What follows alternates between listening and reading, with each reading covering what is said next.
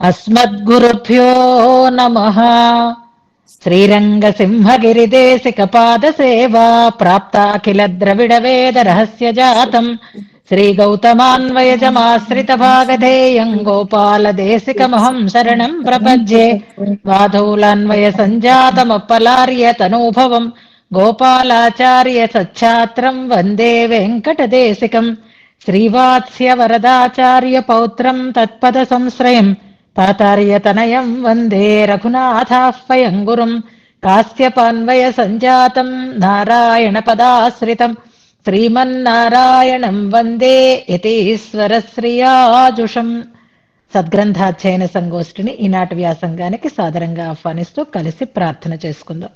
శ్రీపరాశర భట్టార్య శ్రీరంగేశ పురోహిత శ్రీవత్సాంకసుత శ్రీమాన్ శ్రేయసే మేస్తు భూయసే. భట్టార్య గంభీర హృదబ్ధి నిర్యద్దివ్యామృతస్య క్రమయేష భవ్యః శ్రీరంగరాజస్తవ నామ కోయం ధినోతి నిత్యం విబుధాంతరంగం. శ్రీయతీశాన సిద్ధాంత సర్వస్వామలదర్పణం సవోయన్ రంగరాజస్య భక్త సంజీవనౌషధం. సప్త ప్రాకార మధ్యే సరసిజ ముకుళోద్భాసమానే విమానే కావేరీ మధ్యదేశే మృదుతర ఫణిరాడ్భోగ పర్యంక భాగే నిద్రాముద్రాభిరామం కటి నికట శిరః పార్శ్వ విన్యస్త హస్తం పద్మాధాత్రీకరాభ్యాం పరిచిత చరణం రంగరాజం భజేహం. అతంత్రిత చమూపతి ప్రహిత హస్తమశ్రీకృత ప్రణీత మణిపాదుకం కిమితి చాకులాంతఃపురం అవాహన పరిష్క్రియం పతగరాజమారోహతః కరిప్రవర బృంహితే భగవతస్త్వరాయై నమః. శ్రీరంగేశయ శరణం మమాసి వాచ్యావ్యాలోలత్కమలతటాకతాండవేన స్రగ్భూషంబరమయధాయ దందధానః ధింగ్మామిత్యనుగజగజ్జమాజగంధ. ఈనాడు గోష్ఠికి స్వాగత వచనాలని తెలియజేస్తూ నిన్నటి పాఠ్యాంశాన్ని మననం చేసి మన ముందు ఉంచినటువంటి గంగను మనసారా అభినందిస్తున్నాను. అందరికీ ఒకటే సూచన చేస్తాను. మననం చేయాలి అని అనుకున్న వాళ్ళు ప్రధానంగా నిన్న చెప్పుకున్నటువంటి శ్లోకంలో ఉండేటటువంటి ప్రతిపదార్థము అర్థము దాంతోటే ప్రారంభం చెయ్యండి. అప్పుడు మీకు అసలైన విషయం మననానికి వచ్చేస్తుంది.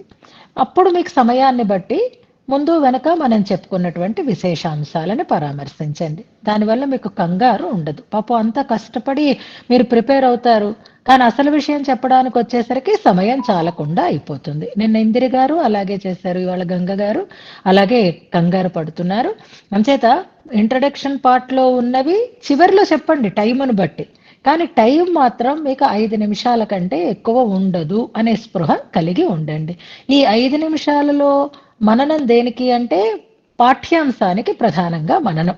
అందుకని వీడియోలో మీరు ప్రారంభం నుంచి వింటూ రాసుకుంటూ ఉంటారనుకోండి, అప్పుడు మీకు ఇది పెరిగిపోతుంది. ఎక్కడి నుంచి శ్లోకం ప్రారంభమైంది అనే దగ్గర నుంచి మీరు ఆ శ్లోకం విని ఆ శ్లోకానికి చెప్పుకున్న అర్థాలను మీరు కనుక ముందు రాసేసుకుంటే దాంతోటే ప్రారంభం చేసుకుని తర్వాత సమయాన్ని బట్టి మీ ఆనుకూల్యాన్ని బట్టి మిగిలినది ఎక్స్టెండ్ చేసుకుంటే బాగుంటుంది. ఇది చాలా ఖచ్చితంగా ఈ సూచనని పాటించండి.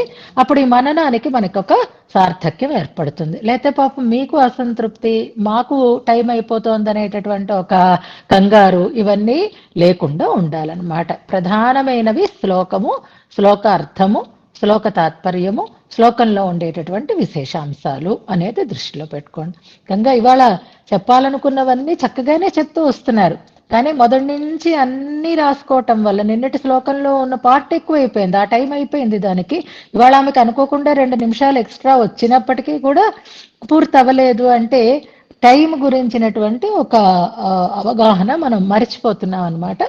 అది గుర్తుపెట్టుకోవాలి అని సూచన చేస్తూ, ఎంచడానికి ఏమీ లేదు, చక్కగా శ్లోకము బాగా చదివారు, విషయాన్ని కూడా చక్కగా అందించారు. శ్రద్ధ కలిగిన మనిషి ఏదైనా చెప్తే ఆ టాస్క్ చెయ్యాలనేటటువంటి ఆదరం కలిగినటువంటి వ్యక్తి మన గంగ. ఇలాంటి వాళ్ళందరూ ఇంకా ఎన్నో ఎన్నో రకాలైనటువంటి కృషిలు చేసి సంప్రదాయ సేవ చేసుకోగలగాలి అని ఆచార్యులకి పెరుమాళ్ళని ప్రార్థన చేస్తూ వారి అనుగ్రహం పరిపూర్ణంగా ఉండాలి అని కోరుకుంటూ ఈనాటి పాఠ్యాంశాన్ని మనం ప్రారంభం చేసుకుందాం. ఇవాళ కూడా మనం కొంచెం సమయం అయిపోయింది కాబట్టి ఇప్పటికే 10 నిమిషాలు దాటిపోయింది కనుక మనం నిన్నట్లాగే 1వ శ్లోకం 35వ శ్లోకం దగ్గర నుంచి అనుసంధానం చేసుకుందాం. హర్తుం తమస్సదసతీ చ వివేక్తుమీశో మానం ప్రదీపమివ కారుణికో దదాతి తేనావలోక్య కృతినః పరిభుంజతే తం తత్రైవ కేపి చపలాः సలభీభవంతి మర్త్యోత్థాయం విరించావధికముపరి చోత్ప్రేక్ష్య మీమాంసమానా రంగేంద్రానందవల్లీ తవ గుణనివహం యౌవనానందపూర్వం న స్వార్థం స్ప్రష్టుమీష్టే స్ఖలతి పథి పరం మూకలాయన్నిలిల్యే హంతైవం త్వద్గుణానాం అవధిగణనయోః కా కథా చిత్తవాచోః న్యథాయిషతే గుణా నిధి నిధాయమారణ్యకేషు అమీమృదిమ చాతురీ ప్రణత చాపలక్షాంతయః దయా విజయ సౌందరీ ప్రభృతయోపి రత్నౌఘవత్ జగద్వ్యవహృతి క్షమా వరద రంగరత్నాపణే యమాశ్రిత్యైవాత్మం భరయ ఇవ తే సద్గుణగణాః ప్రధన్తే సోనంత స్వవసఘనశాంతోదితదశః త్వమేవ త్వాం వేత్థ స్థిమితవితరంగం వరద భోః స్వసంవేద్యా స్వాత్మద్వయస బహుళానందభరితం ఆఘ్రాయ ఈశ్వరగంధమీశ సదృశం మన్యాస్తవేంద్రాదయో ముహ్యంతి త్వమనావిలో నిరవధేర్భూమ్నః కణే హత్యయత్ చిత్రీయే మహినాత్ర రంగరసిక త్వం త్వన్మహిమ్నః పరో వైపుల్యాన్ మహితః స్వభావ ఇతి వా కిన్నామ సాత్మ్యం నతే. ఇంతవరకు మనం అర్థంతో అనుసంధానం చేసుకున్నాం. విరామం తర్వాత మనం ప్రారంభించుకున్న తర్వాత మనం చెప్పుకున్నటువంటి అర్థానుసంధానం చేసుకున్న శ్లోకాలు 36 దగ్గర నుంచి అయితే 35వ శ్లోకాన్ని కూడా ఒకసారి మనం రివైజ్ చేసుకున్నాం. ఇప్పుడు 4 శ్లోకాలు మనం అనుసంధానం చేశాం. ఈ 4ంటిలోనూ 4 విలక్షణమైనటువంటి పదప్రయోగాలు ఉన్నాయి.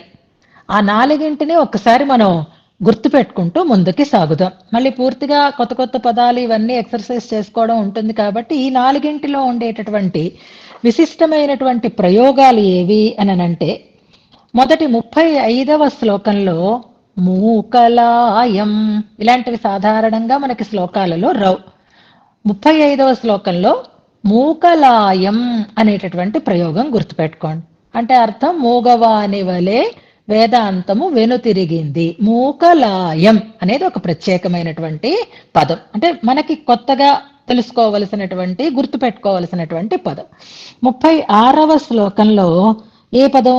నిధి నిధాయం అనే ఒక అందమైనటువంటి ప్రయోగం. నిధి అనే ప్రయోగం మనకు వస్తుంది అనుకోండి.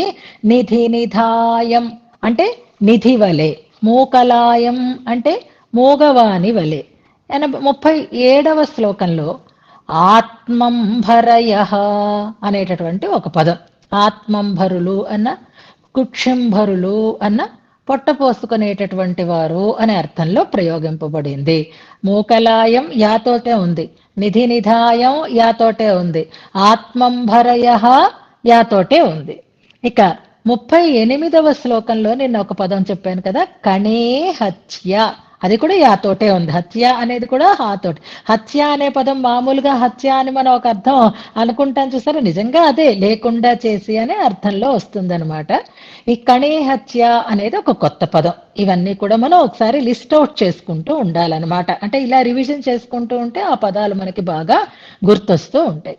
కణే హత్య అంటే భగవంతుడు మహిమని, అంటే నిరవధేహ భూమ్నః కణే హత్య అనే ప్రయోగం అక్కడ. కణము అనే పదం వచ్చేసరికల్లా మనకి కణం అంటే లేశము అని అర్థం. గంధము, లేశము, ఐశ్వర గంధం అని మనం చదువుకున్నాం చూసారా. గంధం అంటే లేశము అని ఇంత మాత్రము. అలాగే చిన్న కణ స్వీకారం అని మనం అంటూ ఉంటాం. కణము అంటే లేశమాత్రము అని ఒక అర్థంలో వస్తుంది. కానీ ఇక్కడ ఈ కణ శబ్దానికి అది అర్థం కాదు. అది జాగ్రత్తగా గుర్తుపెట్టుకోండి.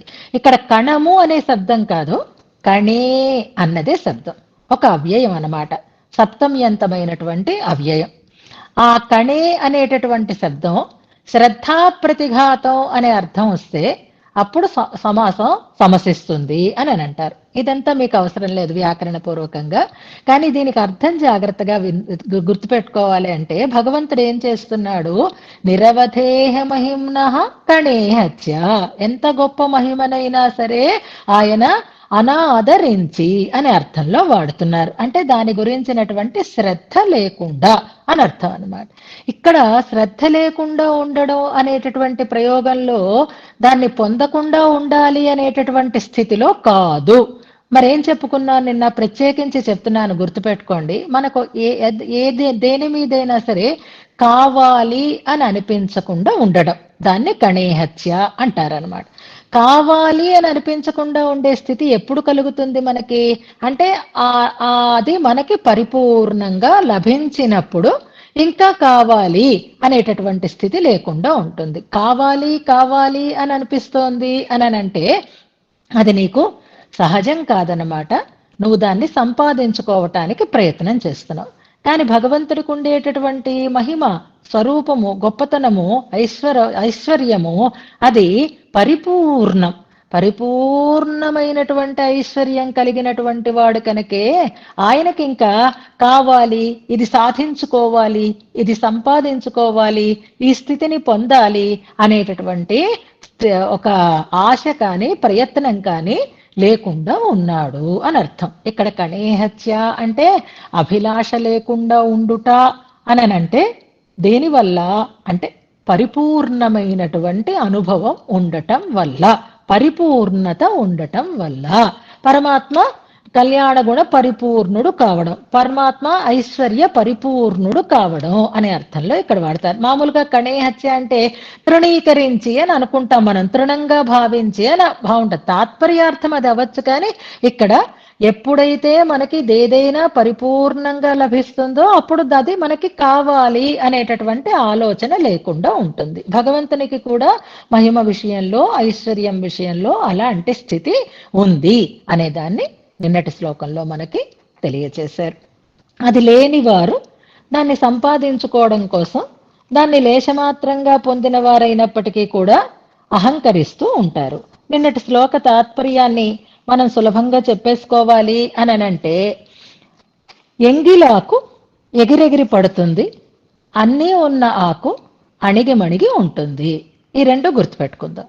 అంటే మనం ఎంగిలాకులా ఉంటున్నామా, అణిగిమణిగి అన్నీ ఉన్న ఆకులా ఉంటున్నామా అనేదాన్ని మనం ఇక్కడ నిర్ణయం చేసుకోవాలి. అలా ఉండేవారు అల్పమైనటువంటి స్వభావము, అల్పమైనటువంటి స్వరూపము కలిగిన వారు. భగవంతుడిది అలాంటిది కాదు కాబట్టే ఆయన యొక్క స్వరూపము, ఆయన యొక్క స్వభావము రెండూ కూడా దేనికదే సాటి.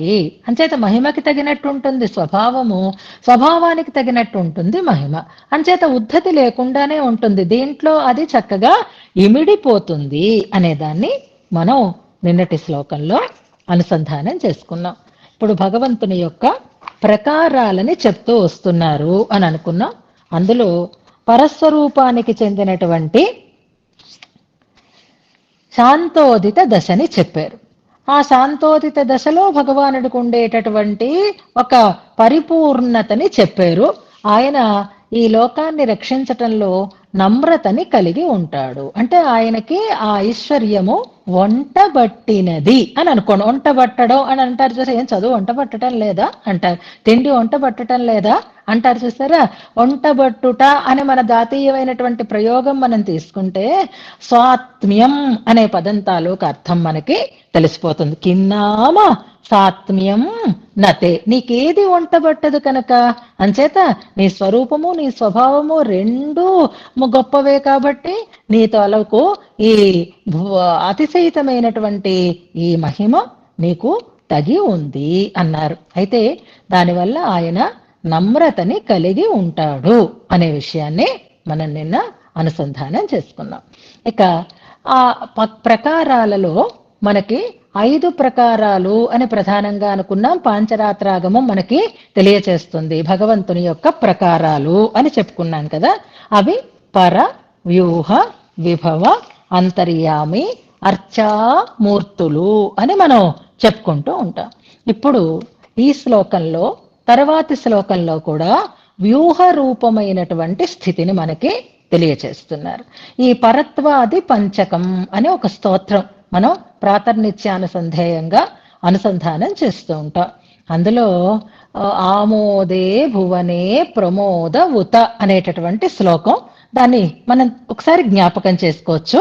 ఈ సందర్భంగా ఆయన వ్యూహరూపుడై ఉండుట అనే దాన్ని ఇందులో మనం తెలుసుకోబోతున్నాం అన్నమాట.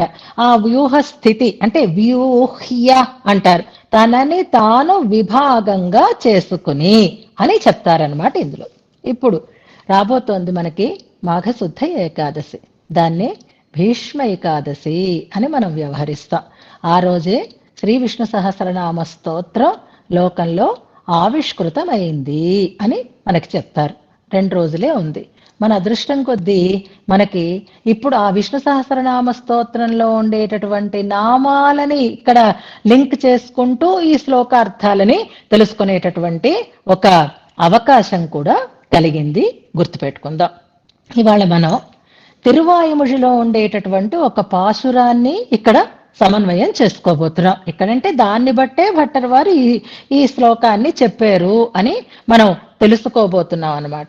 అదే పాసురము అంటే నిన్న మనం వీత్తిరొందు అనే ఒక దశకం చెప్పుకున్నాం చూసారా, అది 4లో 5వ దశకం. అదే 4వ పత్తులో అంటే 4వ శతకంలో 3వ దశకం కోవై వాయాళ్ అనేటటువంటి దశకం. ఆ కోవై వాయాళ్ అనేటటువంటి దశకంలో 3వ పాసురం 4, 3, 3. మన పుస్తకంలో 4, 3, 5 అని ఉంది, కానీ 5 కాదు, 3వ పాసురం అన్నమాట. అది ఏకమూర్తి, ఇరుమూర్తి, మూర్తి అంటూ ఒక పాసురం ఉంటుంది. ఆ పాసురాన్ని ఒకసారి మీరు గుర్తుపెట్టుకోండి. వివరణ తర్వాత మనం చేసుకుందాం. అది 4, 3, 3. ఇక శ్రీ విష్ణు సహస్రనామ స్తోత్రంలో మనకి అమృత శాశ్వతస్థాణు వరారోహ అనే నామాలు అయిన తర్వాత మహాతపాహ అంటూ కొన్ని నామాలు ప్రారంభం అవుతాయి. ఆ మహాతపాహ దగ్గర నుంచి ఉండేటటువంటి నామాలు ఈ వ్యూహ రూపాలని తెలియచేసేటటువంటి, ఆ వైభవాన్ని తెలియచేసేటటువంటి నామాలు అని చెప్తారు. అది మనకి వ్యాఖ్యానంలో ఏ నామంతో ఏ వ్యూహ వైభవం తెలియబడుతోంది అనేది ఇందులో మనకి స్పష్టంగానే ఉంటుంది అన్నమాట. ఇక భగవంతుడు షడ్గుణ పూర్ణుడు అయితే వ్యూహరూపుడైనప్పుడు ఆ 6 గుణాలు 2 గుణాలుగా తీసుకుని ఆయన ఆవిష్కృతుడు అవుతాడు అని మనం చెప్పుకుంటూ ఉంటున్నాం. అంటే మరి ఒక వ్యూహంలో 2 గుణాలే ఉంటాయా, మిగిలిన గుణాలు కూడా ఉంటాయా అనే ఒక సందేహం కలిగితే వరదరాజస్తవంలో మనకి 16వ శ్లోకం జ్ఞాపకం చేసుకోవాలి. నువ్వు అన్ని చోట్ల కూడా సర్వత్రైవ హి మంగళ గుణ అనేటటువంటి వరదరాజస్తవంలో ఉండేటటువంటి 16వ శ్లోకం. ఇదొకటి గుర్తుపెట్టుకోండి. అంటే తిరువాయుమొழிలో ఒక పాసురం, వరదరాజస్తవంలో ఒక శ్లోకం. వరుసగా ఉంటాయి 3-4 శ్లోకాలు, కానీ అందులో 16వ శ్లోకంలో స్పష్టం చేస్తారు. అక్కడ 6 గుణాలని 15వ శ్లోకంలో చెప్పి ప్రకృష్టం విజ్ఞానం అని అంటూ ఒక శ్లోకం చెప్పి, తర్వాత శ్లోకంలో ఇందులో గుణైషడ్భిస్త్వేతై ప్రథమతరమూర్తిస్తవ బభౌ అనేటటువంటి శ్లోకం కూడా తీసుకోండి. ప్రథమతరమూర్తి అంటూ ప్రారంభమవుతుంది మొదటి మూర్తి అనేటటువంటి సమన్వయంలో.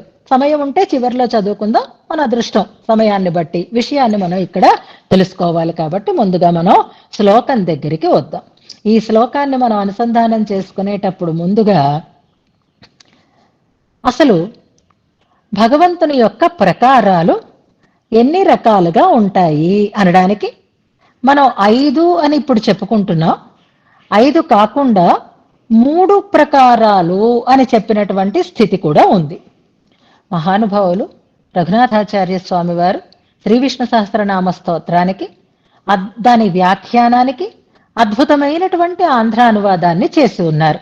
వీలుంటే ఇవాళ రేపట్లో ఈ శ్లోకాలు కూడా మనం అనుసంధానం చేసుకుంటున్నాం కాబట్టి ఆ నామాలని తెలుసుకునే ప్రయత్నం చేయండి. ఇప్పుడు ఒక క్వశ్చన్ మీకు. భగవంతుడు అని అన్నాం. ఎవరు? భగవాన్ అని అన్నాం. అంటే ఎవరిని చెప్తోంది ఆ భగవంతుడు అనేటటువంటి పదం? నిస్సందేహంగా పరమాత్మకే వాచకమై ఉంది. జగత్కారణతత్వమైనటువంటి షడ్గుణపూర్ణమైనటువంటి పరతత్వ వాచకం భగవన్ అనేది. భగవన్నారాయణ అని ప్రయోగం చేస్తారు. అంటే భగవత్ శబ్దం ప్రధానంగా అన్వయించేది, ప్రధానంగా వాచకమైనది ఎవరికవుతుంది అంటే సాక్షాత్తుగా శ్రీమన్నారాయణనికే, పరదైవానికే. మరి భగవాన్ బాదరాయణ అని మనం ఇలాంటి ప్రయోగాలు కూడా చేస్తున్నాం. భగవాన్ వాల్మీకి, వాల్మీకి భగవానుడు ఇలా కూడా అంటున్నాం. మరి భగవత్ శబ్దం భగవాన్ అనేసరికి మీకు భగవంతుడు అనే విషయం తెలియబడుతుందా? వాల్మీకి, వ్యాసుడు, ఈ మహర్షి, ఆ మహర్షి, ఈ గురువు గారు, ఆ గురువు గారు అనేటటువంటి భావన కలుగుతుందా? అంటే ప్రధానంగా భగవద్వాచకమే అవుతుంది. కానీ ఆ భగవంతునిలో ఉండేటటువంటి గొప్పతనం అంతో ఇంతో వీళ్ళల్లో కూడా ఉందని కాబట్టి పూజ్యతావాచకంగా మిగిలిన వారికి చెప్పబడుతుంది. అంటే ప్రధానమైనటువంటి అర్థం ఎవరిని బోధిస్తోంది? పరమాత్మనే బోధిస్తోంది. ఔపచారికం అంటారు, లాక్షణికం అని అంటారనమాట. అలా భగవత్ శబ్దం మిగిలిన వారిని కూడా బోధిస్తుంది. భగవంతుడు భగవానువాచ అని మనకు భగవద్గీతలో వస్తుంది. భగవంతుడు చెప్పాడు అంటే ఎవరు చెప్పారని అనుకుంటాం? కన్ఫ్యూజన్ ఉంటుందా అక్కడ? వాల్మీకి చెప్పాడా, నారదుడు చెప్పాడా, మరొకడు చెప్పాడా అనే సందేహం ఉండదు కదా. భగవంతుడు అంటే పరబ్రహ్మ, పరాత్పరుడు, ఆయనే విభవ రూపుడైనటువంటి శ్రీకృష్ణుడు అనే అర్థంలో అక్కడ మనం చెప్పుకుంటూ ఉంటాం. అలాగే మరొక ప్రశ్న, అమృతం అని అన్నాను నేను. అమృతం అంటే దేన్ని చెప్తోంది అమృతం అనేటటువంటి పదం? అమృతం అనేసరికల్లా మనం పొరబడతాము, సముద్రంలోంచి సముద్రసారంగా పుట్టినటువంటి దేవత రాక్షస మథనం చేయడం వల్ల పుట్టినటువంటి దానికి వాచకము అని అనుకుంటున్నాం మనం. కానీ కాదు. ఆ అమృతానికి కూడా వాచకం ఎందుకు అవుతోంది అంటే ఇదిగో భగవాన్ అనే పదం మిగిలిన మహర్షులకి కూడా వాచకమైనట్లుగా ఔపచారికంగానే వాచకం అవుతోంది. మరి అమృతం అనే పదం ఎవరిని చెప్తుంది అంటే అమృత శాశ్వతస్థాణు వరారోహ. విష్ణు సహస్రనామంలో అమృత శబ్దం తీసుకోండి. అమృత అని పరమాత్మకే వాచకం అవుతుంది.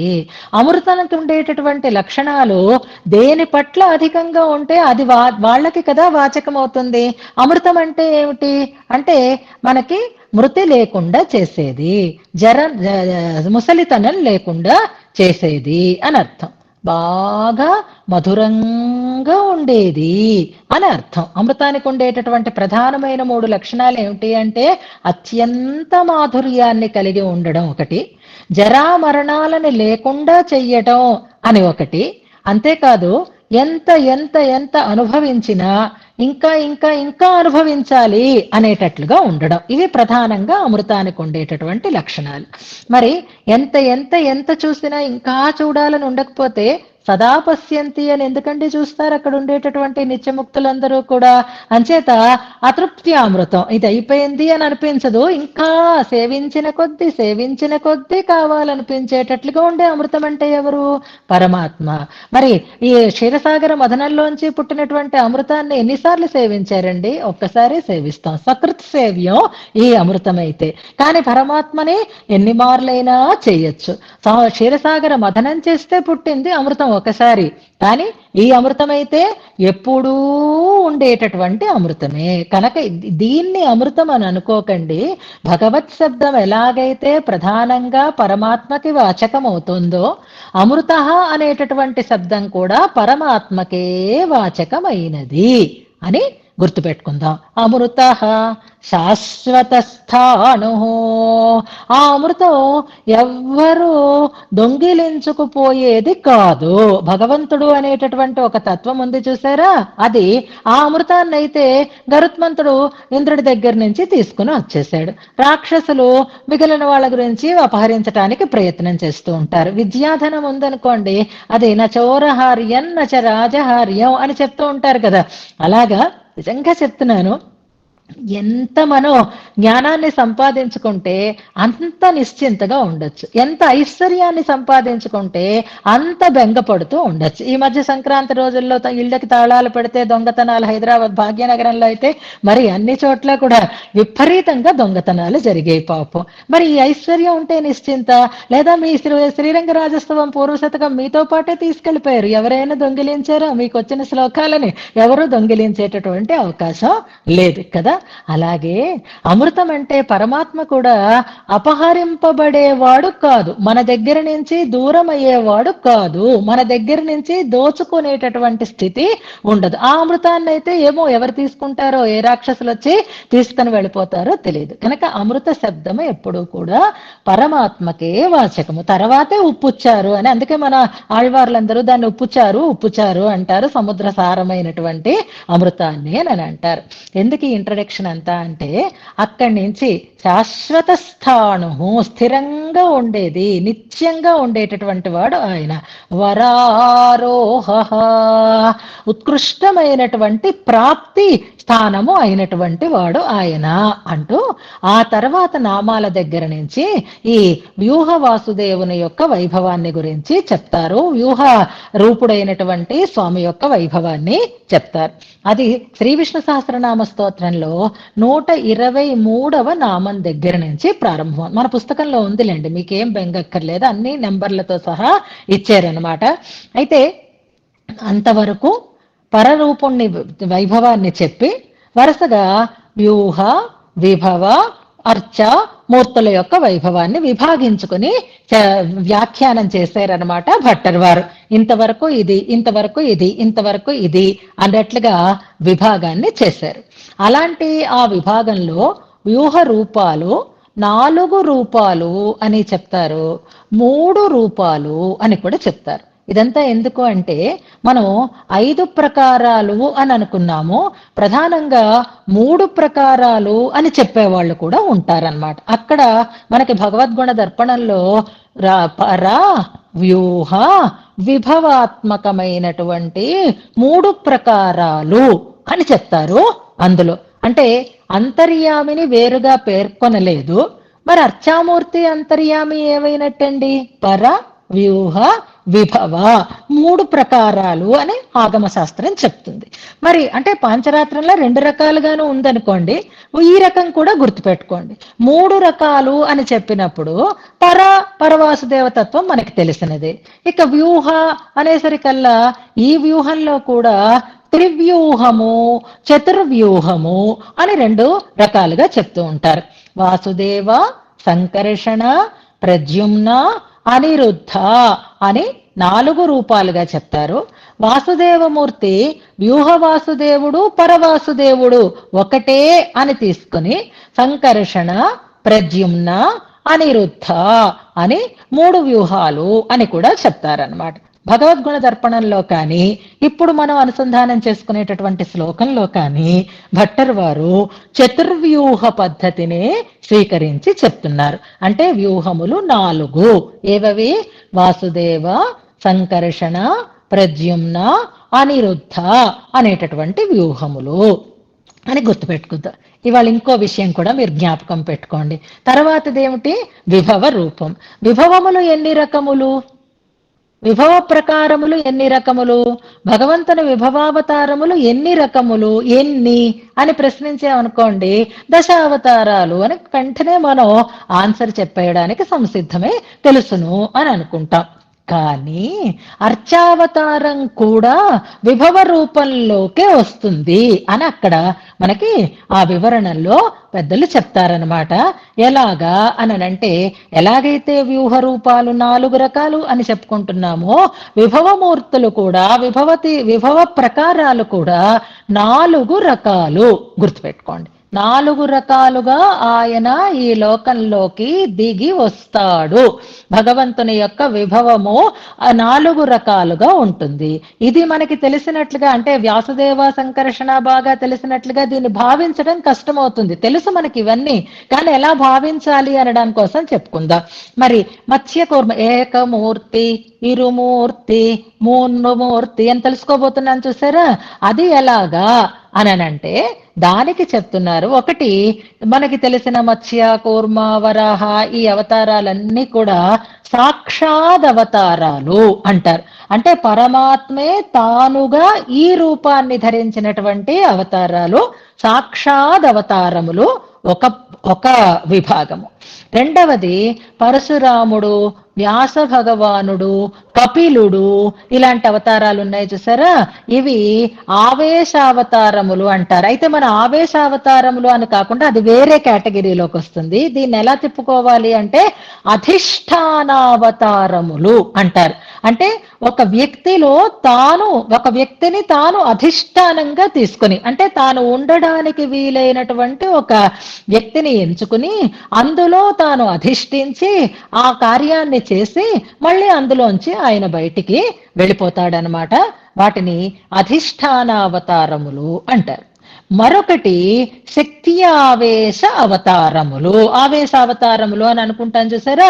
అది ఒక్కొక్క రాజులో పురంజయుడు ఇలాంటి కొన్ని మహనీయుల యొక్క కథలు మనం వింటూ ఉంటాం చూసారా. తన శక్తిని వారికి ఇచ్చి తద్వారా కార్యాన్ని నిర్వహించేటటువంటి అవతారాలు అంటారు. శక్తి ఆవేశ అవతారములు అంటారు వాటిని.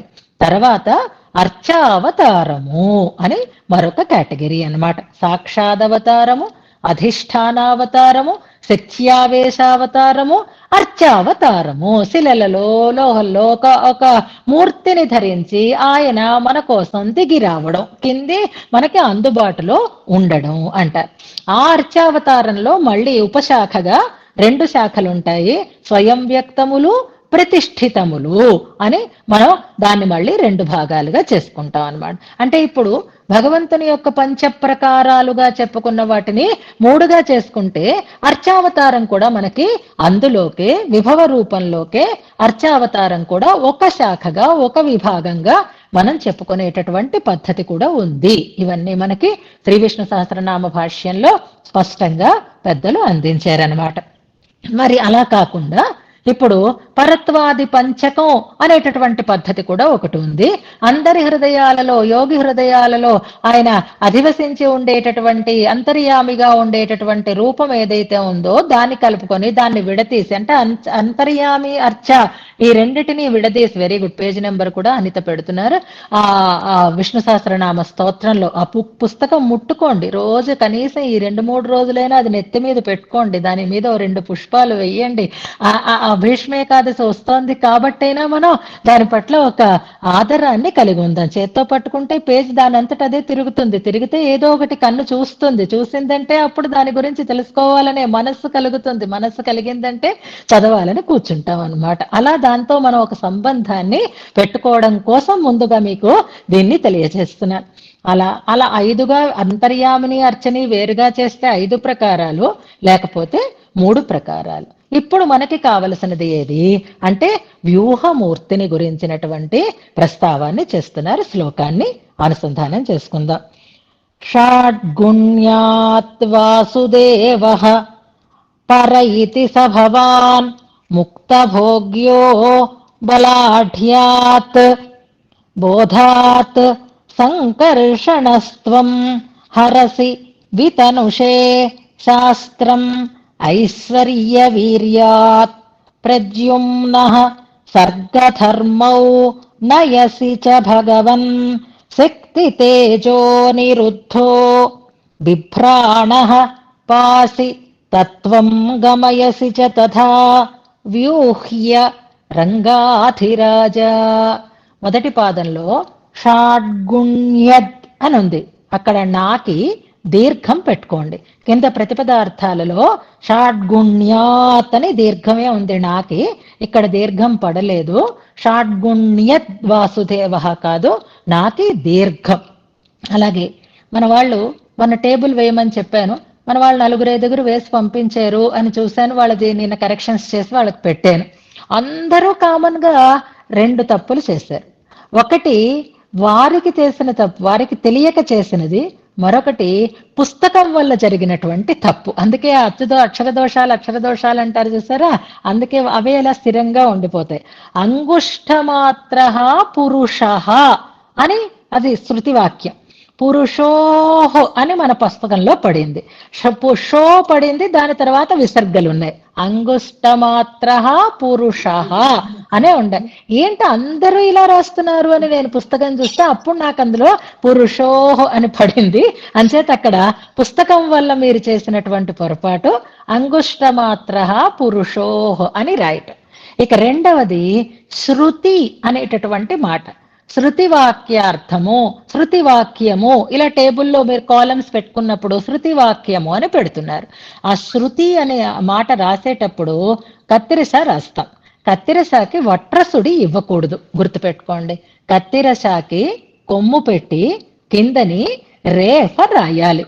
శృతి అని రాసినప్పుడు సాకి కొమ్ము, దాని కింద రావొత్తు రేఫ రాయాలి తప్ప షా రాసి వట్రసుడి రాయకూడదు. మీరు ఇందులో మనకి శృతి అని పదం వచ్చిన చోటల్లా చూడండి పుస్తకంలో షాకి వట్రసుడి ఉండకూడదు. షా రాసి కొమ్ము పెట్టి దానికి రేఫ పెట్టాలి. ఇది కూడా కామన్ గా అందరూ పొరపాటుగానే రాశారు. అందుకని మొత్తం అందరికీ ఈ మాట చెప్దాము అనే దృష్టితోటి చెప్తున్నానమాట. అలా రాయకూడదు. షాకి వట్రసుడి పెట్టకూడదు. షాకి కొమ్ము, దాని కింద రేఫ రావొత్తు పెట్టాలన్నమాట. అందరూ ఇదే కరెక్ట్ అనుకుంటారు, కానీ అది కరెక్ట్ కాదు. శృతి అన్నప్పుడు షాకి కొమ్ము రేఫ పెట్టి రాయాలి అనేది గుర్తుపెట్టుకోండి. అలాగే తప్పులు వెంటనే సరిదిద్దుకుంటే మళ్ళీ రిపీట్ అవ్వవు. కాబట్టి ఇక్కడ షాడ్గుణ్యాత్ నాకి దీర్ఘం పెట్టుకోండి. షాడ్గుణ్యాత్ వాసుదేవ పరయితి వర అన్నట్టుగా కనిపిస్తోంది, వర కాదు పర. తరుణ గారు రాశారు, ఆమె శృతి జోలికే వెళ్ళలేదు, ఆమె ఉపనిషద్వాక్యము అన్నారు. సో ఇంకా గొడవే లేదు. ఉపనిషద్వాక్యము అనడంలో శృతి తప్పు రాసే అవకాశం లేదు. ఉపనిషత్తు అని అంటే శృతి అని రాసినప్పుడల్లా మాత్రం గుర్తుపెట్టుకోండి. పర ఇతి సభవాన్ ముక్తభోగ్యో బలాఢ్యాత్ బోధాత్ సంకర్షణస్త్వం హరసి వితనుషే శాస్త్రమైశ్వర్య వీర్యాత్ ప్రద్యుమ్న. మళ్ళీ తప్పే రాస్తున్నారు సునంద గారు. షాకి వట్రసుడి ఉండకూడదు, షాకి రేఫ ఉండాలి, కొవ్వు ఉండాలి. ప్రద్యుమ్న సర్గధర్మౌ నయసి చ భగవన్ శక్తి తేజో నిరుద్ధో బిభ్రాణ పాసి తత్వం గమయసి చ తథా వ్యూహ్య రంగాధిరాజ. ఇక్కడ కొన్ని కామాలు ఎక్కడెక్కడ పెట్టుకోవాలో కూడా మీకు చెప్తాను. ముందుగా మనం ఇందులో క్రియాపదాలని చూసుకుందాం. కామాలు కూడా మీకు చెప్తాను. ముందుగా సంబోధనార్థకమైన పదం స్పష్టంగానే ఉంది, రంగాధిరాజ. రంగ రసిక అని వెనకటి శ్లోకంలో, ఇందులో రంగాధిరాజ, శ్రీరంగమునకు అధిరాజు అని సామాన్యమైనటువంటి సంబోధన మిగిలిన శ్లోకాల్లో కూడా వచ్చింది. ఇప్పుడు మనకు అది అవసరం లేదు. రంగాధిరాజ అనేది సంబోధనార్థకమైనటువంటి పదం. క్రియాపదాలు చాలా ఉన్నాయి ఇందులో, గుర్తుపెట్టుకోండి. మనం ఫస్ట్ టైం పూర్వశతకం చేసినప్పుడు కూడా ఎక్కువ క్రియాపదాలు ఉన్న శ్లోకాలేవి ఇలాంటివి కూడా మనం చూసుకుంటూ వచ్చా. ఇప్పుడు కూడా ఈ శ్లోకంలో క్రియాపదాలు చాలా ఉన్నాయి, గుర్తుపెట్టుకోండి. ఇందులో హరసి రెండవ పాదం దగ్గరికి రండి. రెండవ పాదంలో హరసి వితనుషే రెండు క్రియాపదాలే. అంచేత ఆ రెండిటిని మీరు క్రియాపదాలు, హరసి హరిస్తున్నావు అంటే సంహారం చేస్తున్నావు, వితనుషే అందిస్తున్నావు, అందరికీ దాన్ని ఇస్తున్నావు అని అర్థం అన్నమాట. హరసి ఒక క్రియాపదం, వితనుషే అనేది మరొక క్రియాపదం. మరొక మూడవ పాదంలో చూడండి, నయసి అని ఉంది. నయసి అంటే నడిపిస్తున్నావు అని అర్థం అన్నమాట. అది ఒక క్రియాపదం. తర్వాత మళ్ళీ 4వ పాదంలో పాసి అని ఒక పదం ఉంది. పాసి అంటే పాలయసి అని అర్థం అన్నమాట. పాసి అంటే సంరక్షిస్తున్నావు అని అర్థం, రక్షిస్తున్నావు అని అర్థం అన్నమాట. పాసి అంటే జాగ్రత్తగా పదం గుర్తుపెట్టుకోండి, పాలిస్తున్నావు అని అర్థం. ఆ దాని పక్కనే గమయసి అని మరొక పదం ఉంది. తత్వం గమయసి అన్నమాట. తత్వం క్రియాపదం కాదు, కానీ గమయసి పొందిస్తున్నావు అనే అర్థంలో వాడబడినటువంటి క్రియాపదం గమయసి అని మరొక క్రియాపదం. హరసి, వితనుషే, నయసి, పాసి, గమయసి అని 5 క్రియాపదాలు. ఇది కాకుండా అవాంతర క్రియగా చెప్పుకోవచ్చు. లేదా నిన్న మన్యాహ అనేది ఎలాగుందో వాళ్ళకి విశేషణ వాచకంగా, అలాగే ఇక్కడ బిభ్రాణ ధరిస్తున్నవాడవై అని ఆ వ్యూహ రూపానికి విశేషణంగా బిభ్రాణ అనే దాన్ని మనం ఇందులో చెప్పుకోవచ్చు. ఇప్పుడు కామాలు ఎక్కడ పెట్టుకోవాలో చెప్తాను, ముందు అక్కడికి కామాలు పెట్టుకోండి. షాడ్గుణ్యాద్వాసుదేవ పర ఇతి స భవాన్ ముక్తభోగ్యో బలాఢ్యాత్ బోధాత్ సంకర్షణస్త్వం హరసి వితనుషే శాస్త్రమైశ్వర్య వీర్యాత్. అంతవరకు ఏమీ మార్చుకోక్కర్లేదు, ఎలా ఉన్నదాన్ని అలాగే అనుసంధానం చెయ్యండి. ప్రద్యుమ్నః సర్గధర్మౌ నయసి, అక్కడికి కామ పెట్టుకోండి. నయసి తర్వాత కామ పెట్టుకోండి. నయసి చ, చ ఎటు అటు ఉన్నా పర్వాలేదు. నయసి చ తర్వాతే కామ పెట్టుకోండి, ఎందుకంటే చ సముచ్చయార్థకం కాబట్టి. భగవన్ అనేది కూడా ఇందులో సంబోధనార్థకమైన పదమే. 2 సంబోధనలు ఉన్నాయి, రంగాధిరాజ అని ఒకటి, భగవన్ అనేది ఒకటి. శక్తి తేజో నిరుద్ధో బిభ్రాణ పాసి, అక్కడ కూడా కామ పెట్టుకోండి. తత్వం గమయసి చ, మిగిలిందంతా ఎలా ఉన్నది అలాగే ఉంటుందన్నమాట. ఇక్కడ బిభ్రాణ అనేది ఎలాగైతే ఆ వ్యూహ రూపానికి విశేషణంగా మనం చెప్పుకుంటున్నామో, అలాగే అవాంతర క్రియగా వ్యూహ్య అనేటటువంటి పదాన్ని గుర్తుపెట్టుకోండి. వ్యూహ్య అంటే విభాగం చేసుకొని, విభజించుకొని అని అర్థం అన్నమాట. నిన్ను నువ్వు ఈ రకంగా గుణాలని విభజించుకొని, వ్యూహ్య అంటే వ్యూహ రూపునిగా చేసుకొని అని అర్థంలో ఇందులో ప్రయోగం చేస్తున్నారు. ఏం చేస్తున్నాడు ఆయన అంటే, ఇప్పుడు 6 గుణాలు పూర్తిగా కలిగి ఉన్నది పరవాసుదేవుని యొక్క రూపంలో. ఆ పరవాసుదేవునికి వ్యూహ వాసుదేవునికి తేడా లేదు. వ్యూహ్య వ్యూహంగా చేసుకుని, వ్యూహం అంటే ప్లాన్ అన్నమాట, అంతే, తనని తాను అలాగా తయారు చేసుకుని అని అర్థంలో చెప్తున్నారన్నమాట. ముందుగా షాడ్గుణ్యాత్ వాసుదేవ పరహ, షడ్గుణ పరిపూర్ణుడైనటువంటి వాసుదేవుడు ఆయన షడ్గుణములతో కూడి ఉన్నటువంటి వాడు. షడ్గుణములు అంటే తెలుసు కదా మీకు, 6 గుణాలు, వేరే మనం చెప్పుకోక్కర్లేదు. ఏమని వివరించబడతాడు ఆయన అంటే, వాసుదేవ పరహ అంటే పరహ వాసుదేవ, పరవాసుదేవుడు ఇది అని ఆయన చెప్పబడతాడు. ఈ విభాగాలు దేనికండి అంటే, గుణస్థితి, గుణావిష్కరణము, కార్యభేదము, పని, ఈ ఏ గుణాలతో ఏ పనులు చేస్తున్నాడు అనేది మనం తెలుసుకోవడం కోసం అన్నమాట. మొట్టమొదటిగా 6 గుణాలతో పూర్తిగా ఉన్నటువంటి పరవాసుదేవ రూపము అనేది ఏది అంటే, శ్రీవైకుంఠంలో ఉండేటటువంటి రూపం.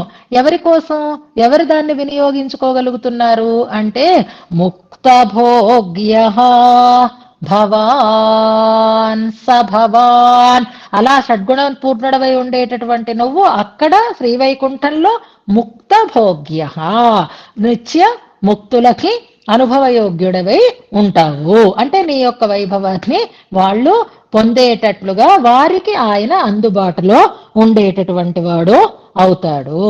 ఆ షడ్గుణ పూర్తి కలిగినటువంటి రూపమే వ్యూహ వాసుదేవ రూపం కూడా.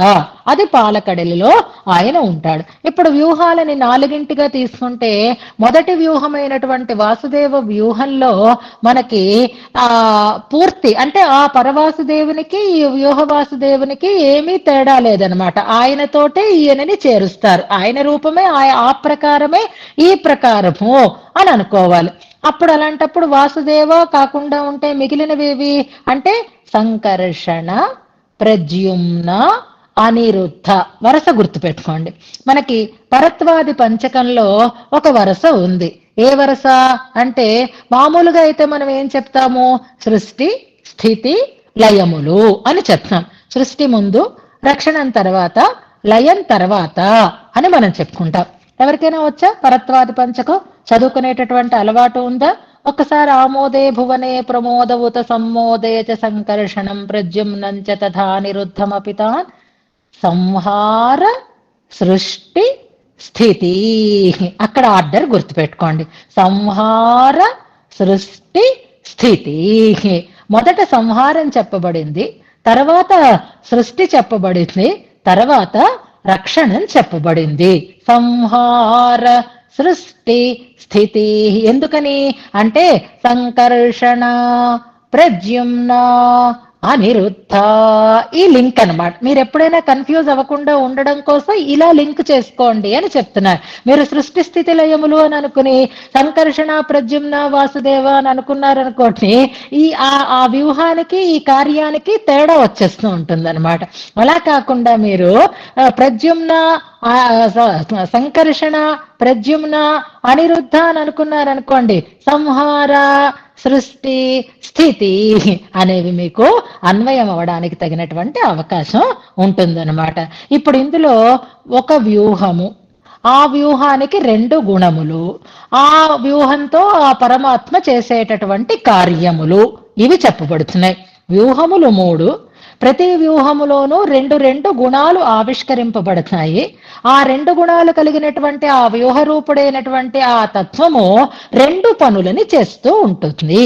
ఇది ఈ శ్లోకంలో మనం ఇవాళ తెలుసుకుందాం. టైం అయిపోతోంది కాబట్టి చూడండి, ఏమిటా రెండు గుణాలు అని అంటే ఇక్కడ ఒక సందేహం. అయితే మరి అంటే సంకర్షణ వాళ్ళలో రెండే గుణాలు ఉన్నాయన్నమాట, మిగిలినవి లేవన్నమాట అని అనుకోకండి. అన్ని రూపాలలోనూ పరమాత్మలో గుణషట్కము పరిపూర్ణంగానే ఉంటుంది. ఇప్పుడు ముక్తభోగ్యుడు అయి ఉండేటటువంటి పరవాసుదేవుడు ఉన్నాడు అనుకోండి, మరి బద్ధులు, ముక్తులు, ముముక్షువులు అని చేతన వర్గాన్ని మూడు రకంగా మనం తీసుకుంటే ఆ ముక్తులైతే భగవంతుణ్ణి పొందగలుగుతున్నారు. మరి ఈ చేతన వర్గాన్ని ముముక్షువులని సృజించాలనేటటువంటి కోరికతో వ్యూహరూపుడు అయి ఉంటాడు పరమాత్మ అని. ఎందుకు ఈ సృష్టి స్థితులన్నింటినీ సంహారాలన్నింటినీ చేయటము అంటే చేతన వర్గాన్ని ముముక్షువులుగా చేసి తన దగ్గరికి ముక్తులుగా తెచ్చుకోవటం కోసం. లేకపోతే సృష్టి స్థితి సంహారాలు వలసినటువంటి అవసరమే లేదు కదా. ఆ వ్యూహ రూపాన్ని పొందడానికి ఏమిటి కారణమో మనకి తత్వత్రయంలో ఈశ్వర ప్రకరణంలో చెప్తారు, ఆ తర్వాత తెలుసుకుందాం. ఇప్పుడు మనం వాసుదేవ సంకర్షణ, ప్రద్యుమ్న, అనిరుద్ధలలో వాసుదేవ గుణషట్కంతో ఉంటుంది, అది వ్యూహ వాసుదేవం అని చెప్పేసుకున్నాం. ఇప్పుడు సంకర్షణ దగ్గరికి వచ్చాం. సంకర్షణ త్వం అంటున్నారు చూసారా, ఆ సంకర్షణ రూపంలో గుణ ఆవిష్కారం అంటారు చూసారా, అంటే అది ప్రకటితం అవ్వడం అన్నమాట. ఏ గుణాలు ప్రకటితం అవుతున్నాయి అంటే బలాఢ్యాత్, బోధాత్, జ్ఞానము అని ఉండదు ఇక్కడ, కానీ బోధ అంటే జ్ఞానము.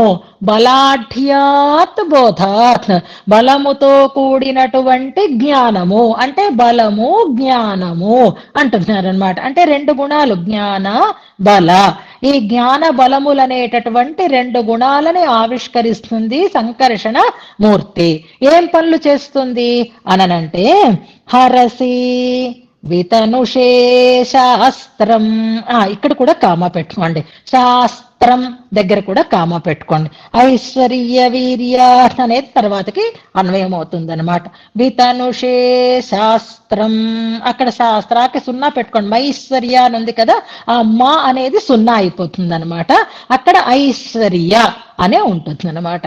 ఇప్పుడు సంకర్షణ వ్యూహము, 2 గుణాలు, బలాఢ్యాత్ బోధాత్, బలముతో కూడినటువంటి బలము జ్ఞానము అని అర్థం అన్నమాట.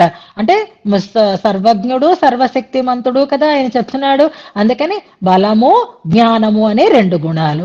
చేసే పనేది, కార్యమేది అంటే సంహారము, శాస్త్ర ప్రధానము. చాలా జాగ్రత్తగా గుర్తుపెట్టుకోవాలి. మళ్ళీ ఇక్కడ కన్ఫ్యూజన్ అన్నదే ఉండకూడదు. వ్యూహం పేరేది సంకర్షణ వ్యూహం. ఏ గుణాలు ఆవిష్కరింపబడతాయి? జ్ఞానము, బలము. బలాఢ్యాత్ బోధాత్. చేసే కార్యమేది? సంహారము, శాస్త్ర ప్రధానము. వితనుషే శాస్త్రం హరసి. ఇది సంకర్షణ రూపుడే పరమాత్మ చేసేటటువంటి పని. ఇక ఐశ్వర్య వీర్యాత్, మరొక 2 గుణాలు, జ్ఞాన బల, తర్వాత ఐశ్వర్య వీర్య. ఐశ్వర్యము వీర్యము అనేటటువంటి 2 గుణాలు. ప్రద్యుమ్న, ప్రద్యుమ్నుడు వ్యూహానిగా అవుతాడు ఆయన. ఆ ప్రద్యుమ్న వ్యూహ రూపుడై అనేటటువంటి ఆ తత్వము చేసేటటువంటి కార్యములు ఏవి అనంటే సర్గ ధర్మౌ నయసి. సర్గము పదం మనకి ఎన్నోసార్లు రిపీటెడ్ గా వచ్చింది. స్వర్గము వేరు, సర్గము వేరు. మనం ఎన్నోసార్లు అంటున్నాం. బాగా గుర్తుపెట్టుకోవడానికి శ్రీస్తవం మనం గుర్తుపెట్టుకున్నాం. సర్గస్థితి అనేటటువంటి ప్రయోగం అక్కడ గుర్తుపెట్టుకోవాలి. సర్గము అంటే సృష్టి అని అర్థం అన్నమాట. సర్గ ధర్మో, సర్గమును చేస్తున్నావు అంటే సృష్టిని చేస్తున్నాడు. ధర్మమును అంటే ధర్మను ఆయన కాపాడుతున్నాడు అని అర్థం. సర్గ ధర్మో నయసి అంటే ధర్మ ప్రవృత్తిని, ధర్మ ప్రచారము చేస్తున్నాడు అంటే ధర్మాన్ని స్థాపిస్తున్నాడు, సృష్టిని చేస్తున్నాడు. ఎవరు? ప్రద్యుమ్నుడు. ఏ గుణాలతో? ఐశ్వర్యము వీర్యము అనేటటువంటి గుణాలతో. ప్రతి వ్యూహానికి 2 కార్యములు, 2 గుణములు. ఈ ప్రద్యుమ్న వ్యూహం చేసేది సృష్టి, ధర్మ ప్రవర్తనము. ఇవి 2 చేస్తున్నాడు. ఇందులో ఇప్పుడు మనకేమీ కష్టం ఉండదు. చూడండి, ఐశ్వర్య వీర్యాత్ ప్రద్యుమ్న, ప్రద్యుమ్నుడవై సర్గధర్మో నయసి.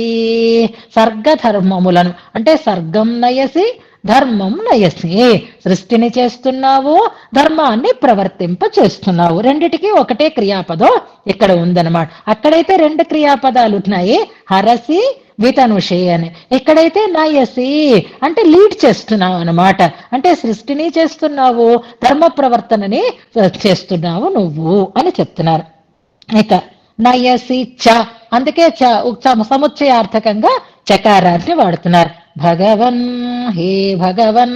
ఈ భగవత్ శబ్దాన్ని ప్రయోగిస్తే తప్ప ఆ షడ్గుణ పూర్తి మనకి స్ఫురించదు కనుక ఇక్కడ భగవన్ అని అంటున్నారు. ఇక మిగిలిన 2 గుణాలు ఏవి? జ్ఞాన బల ఐశ్వర్య వీర్య అయిపోయాయి. ఇప్పుడు శక్తి తేజస్సులు, ఇంకా 2 గుణాలు వచ్చాయి. శక్తి తేజ అనిరుద్ధ. శ్లోకం చదువుకుంటే మీరేమీ కన్ఫ్యూజన్ లేకుండా హాయిగా తెలుసుకునేటట్లుగా భావన చేసుకోవాలి. అనిరుద్ధ వ్యూహము, గుణములు శక్తి తేజస్సు అనేటటువంటి 2 గుణములు. బిభ్రాణ అంటే ఈ 2 గుణములని కలిగిన వాడవై అని అర్థం. మిగిలిన గుణాలు లేనివాడని కాదు, ఈ 2 గుణాలు ప్రకటితములు అవుతూ ఉండగా అని అర్థం అన్నమాట. పాసి అంటే పరిపాలన చేస్తున్నావు అంటే స్థితి చేస్తున్నాడు అనమాట. సృష్టి స్థితి లయములు అని అనుకుంటాం కదా. సంహార సృష్టి, తర్వాత స్థితి, పాసి అంటే రక్షిస్తున్నావు, రక్షణ అనేటటువంటి ఒక పని. దానితో పాటుగా తత్వం గమయసి, ఇక్కడ కొంచెం జాగ్రత్తగా అర్థం చేసుకోవాలి. తత్వం గమయసి అంటే ఏం చేస్తున్నాడు? మోక్ష ప్రదానం చేస్తున్నాడు. స్వతత్వాన్ని, తత్వం అంటే ఉన్న స్థితి అని కదా అర్థం. గమయసి పొందిస్తున్నావు అంటే ఏం చేస్తున్నాడు? మోక్షం అంటే ఏమనుకుంటున్నాం మనం? పరమపదానికి వెళ్ళిపోవడమే మోక్షం కాదు. స్వస్వరూప ఆవిర్భావము అంటారు మన వాళ్ళు. స్వస్వరూపమేది? అష్టగుణ ఆవిర్భావము అంటారు. సత్యకామ అంటే విచర, విమృత్యు, అపహత పాప్మ, ఇవి మనకు ఉన్నాయి. మన రూపం మనకి తెలియలేదు. ఇప్పుడు ఆవరణ తొలగించారు. నిన్ను నువ్వు చూసుకో అంటాడు పరమాత్మ. అప్పుడు పరమాత్మకి మనకి కూడా ఒకటే గుణాలు కనిపిస్తూ ఉంటాయి. అదే స్వస్వరూపావిర్భావము అని అంటారు. తత్వం గమయసి, మోక్షాన్ని ఇస్తున్నావు అంటే అర్థం ఏంటి? స్వస్వరూపావిర్భావం కలిగేటట్లుగా చేస్తున్నావు అంటే ఇక్కడ ఉన్నప్పుడు స్థితి చేసి ఆ స్థితిని తర్వాత పాటుగా తత్వగమనం అంటే స్వస్వరూపావిర్భావ రూపమైనటువంటి మోక్ష ప్రదానాన్ని కూడా చేస్తున్నావు. లేదా ఇక్కడ తత్వం గమయసి అన్న చోట తత్వజ్ఞానాన్ని కలిగిస్తున్నావు అని అంటారు. ఆ తత్వజ్ఞానమే స్వస్వరూప ఆవిర్భావము అని అంటారు. లేకపోతే తత్వం కాదండి, అక్కడ సత్వం అని అనుకోవాలి. సాత్వికమైనటువంటి గుణాన్ని కలిగిస్తున్నావు అని కూడా మరొక పాఠాంతరంలో చెప్తూ ఉంటారు. కానీ వ్యాఖ్యానంలో స్పష్టంగా మనకి తత్వం గమయసి అనే చోట వ్యూహ ఆయన మనకి మోక్షాన్ని కలిగిస్తున్నాడు అని అర్థం అన్నమాట.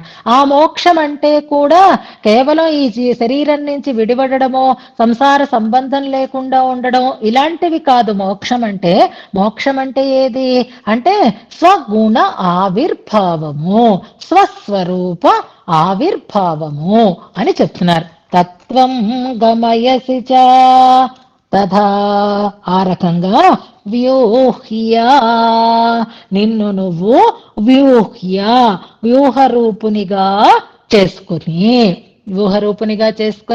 సంకర్షణుడవై సంహారాన్ని చేస్తున్నావు, శాస్త్ర ప్రదానాన్ని చేస్తున్నావు. ప్రద్యుమ్నుడవి అయి సృష్టి చేస్తున్నావు, ధర్మ స్థాపనని చేస్తున్నావు. అనిరుద్ధుడవి అయి రక్షణ చేస్తున్నావు, మోక్షప్రద చేస్తున్నావు. సంకర్షణుడుగా నువ్వు వ్యూహ రూపాన్ని పొందినప్పుడు షడ్గుణాలలో జ్ఞానము బలము అనేటటువంటి గుణాలు ఆవిష్కృతములు అవుతాయి. నువ్వు ప్రద్యుమ్నుడివి అయినప్పుడు ఐశ్వర్యము వీర్యము అనేటటువంటి గుణాలు ఆవిష్కృతములు అవుతాయి. నువ్వు అనిరుద్ధుడివి అయినప్పుడు నీలో శక్తి తేజస్సు అనేటటువంటి గుణాలు ఆవిష్కృతములు అవుతాయి అని స్పష్టంగా చెప్తున్నారు. 6 గుణాలు కలిగినటువంటి వ్యూహము వాసుదేవ వ్యూహము అని అర్థం అన్నమాట. ముముక్షువులని సృజించటం అనే దానికి చెప్పినట్టుగా ఇక్కడ ఉపాసకులు ఎందుకు ఈ గుణాలని ప్రత్యేకించి రెండుగా చెప్తున్నారు అని అంటే, ఇప్పుడు ఒక కథానాయకుడే ఉంటున్నాడు. సినిమా హీరోలు అనుకోండి, రియల్ హీరోస్ అనుకోండి, ఎవరైనా అనుకోండి.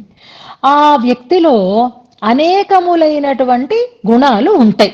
ఆయన మంచిగా పాడగలుగుతాడు, మంచిగా ఫైటింగ్ చేయగలుగుతాడు, మంచిగా డాన్స్ చేయగలుగుతాడు, చాలా అందంగా ఉంటాడు, మంచి దానగుణం కలిగిన వాడు అయి ఉంటాడు, చమత్కారంగా మాట్లాడగలుగుతాడు. ఇలా ఒక వ్యక్తిలో ఎన్నో రకాలైనటువంటి లక్షణాలు గుణాలు ఉంటాయి.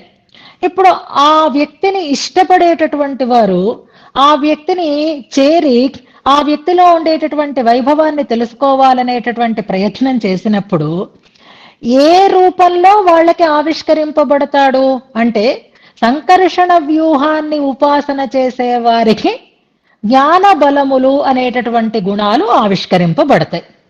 ప్రద్యుమ్న వ్యూహాన్ని ఉపాసన చేసేటటువంటి వారికి ఐశ్వర్య వీర్యములు అనే గుణ ఆవిష్కరణ. అంటే ఎందుకు ఈ విభాగము అనంటే, ఉపాసకులకి ఆ తత్వమునందు ఏ గుణాలు ఆవిష్కరింపబడతాయి అనడం కోసం చెప్తున్నాడు. ఆయన అబ్బో ఎంత బాగా పాడుతాడో తెలుసా అండి అని మనం చెప్పుకుంటాం. పాడడం మాత్రమే చెయ్యడు, యాక్షన్ కూడా చేస్తాడు, డాన్స్ కూడా చేస్తాడు. కానీ నీకు ఆ పాడేటటువంటి ప్రతిభ నీకు ఆవిష్కృతం అవుతుంది అన్నమాట. ఉపాసకులు కూడా అలాగే ఏ వ్యూహ తత్వాన్ని ఉపాసన చేస్తే ఆ తత్వం నుంచి వారిలోకి భగవంతుని తత్వంలో ఈ గుణాలు ఆవిష్కరింపబడుతూ ఉంటాయి అని చెప్పడం కోసమే ఇలాగా గుణ విభాగాన్ని చేశారు తప్ప ఒక దాంట్లో మరొక గుణం ఉండకుండా ఉంటుంది అని మాత్రము భావించవద్దు అని అంటారు. ఇక మిగిలిన వివరాలను మనం యథావకాశంగా తెలుసుకుందాం.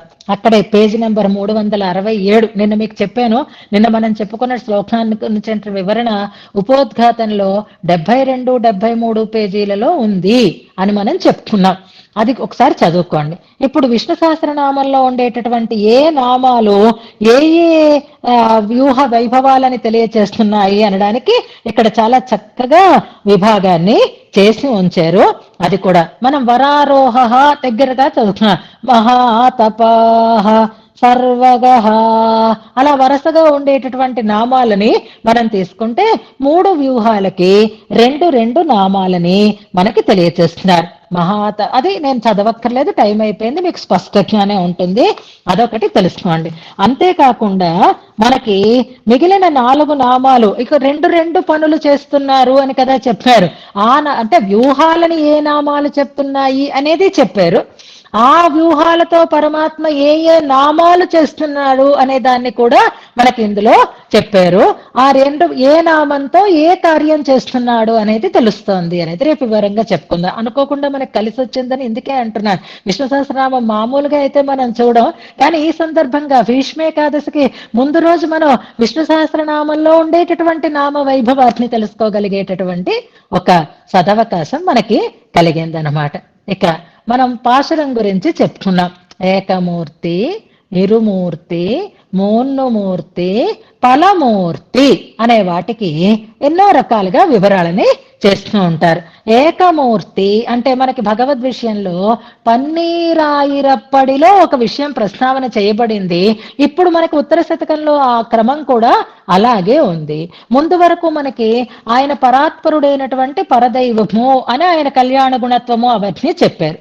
తర్వాత ఆ పరరూపంలో ఉండేటటువంటి 2 దశలలో శాంతోదిత దశ అనే దాన్ని చెప్పారు. తర్వాత ఇప్పుడు సంకర్షణ, ప్రద్యుమ్న, అనిరుద్ధ వ్యూహాలను గురించి చెప్తున్నారు. తర్వాత అవతారాలను గురించి చెప్తున్నారు. ఇప్పుడు మనం ఏకమూర్తి అంటే పరవాసుదేవుడు అని అనుకుంటున్నాం. అందులోంచే ఇరుమూర్తి అంటే శాంతోదిత దశ, నిత్యోదిత దశ అని 2 మూర్తులని తీసుకుందాం.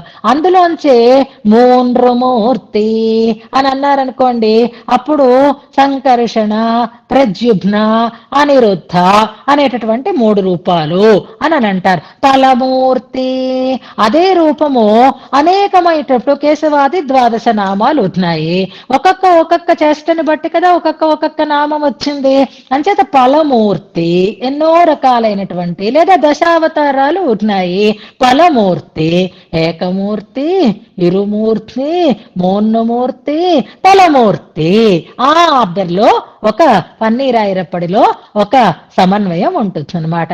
అలా కాకుండా ఏకమూర్తి అంటే పరవాసుదేవుడు, ఇరమూర్తి అంటే ఆయన వ్యూహవాసుదేవుడు సంకర్షణుడు, మూర్తి అంటే ప్రద్యుమ్నుడు, అనిరుద్ధుడు నాగమేరి అని ఆ పాశురాన్ని బట్టి మరొక రకమైనటువంటి సమన్వయం కూడా ఉంటుంది అనమాట. ఇప్పుడు మనకి సమయం అయిపోయింది, కాకపోతే మనకి ఇక్కడ ఆర్డరు 1 పరవాసుదేవుడు, తర్వాత శాంతోదిత దశ, నిత్యోదిత దశ, తర్వాత వ్యూహవాసుదేవుడు వస్తున్నాడు కాబట్టి సంకర్షణ, ప్రద్యుమ్న, అనిరుద్ధ వ్యూహాలు కాబట్టి అలా అనుకుని తర్వాత ఫలమూర్తి అన్నప్పుడు కేశవాది నామాలలో చెప్పబడిన వైభవాలు లేదా దశావతారాలలో చెప్పబడినటువంటి వైవిధ్యం వీటినన్నింటినీ కూడా మనం అనుసంధానం చేసుకోవచ్చు అని తెలుసుకుంటూ ఈ శ్లోకాన్ని మనం ఉపదేశాత్మకంగా అనుసంధానం చేసుకుందాం.